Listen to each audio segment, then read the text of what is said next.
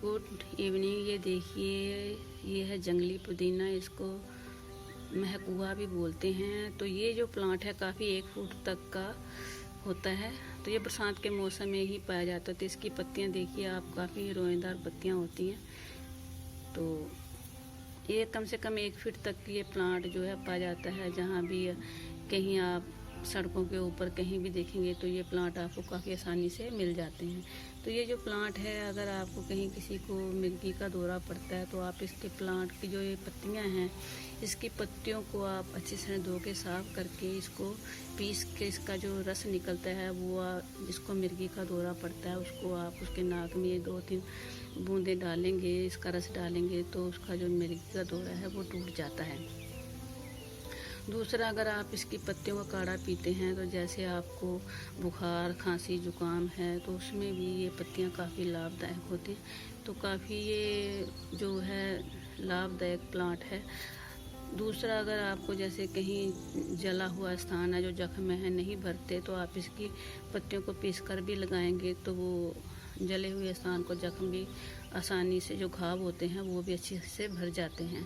तो अगर आप इसका जैसे कि पत्तियों का पीस के, अगर आप उसको जैसे सर में दर्द है या आपको कहीं भी तकलीफ़ है, जैसे दर्द होता है, तो इसकी पत्तियों को पीस कर उसका रस जो है सर के माथे पे लगाएंगे तो उससे आपका सर दर्द भी ख़त्म हो जाएगा।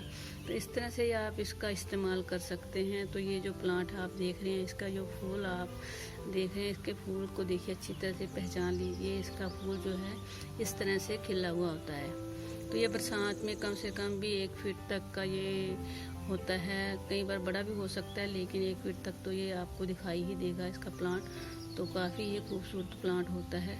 तो इसको आप जो है, हम आपको इसको जो है, इसकी जो जंगली जो नाम है, इसको जंगली पुदीना बोलते हैं और इसको महकुआ भी बोलते हैं। हम इसको जंगली पुदीना के नाम से ही जानते हैं।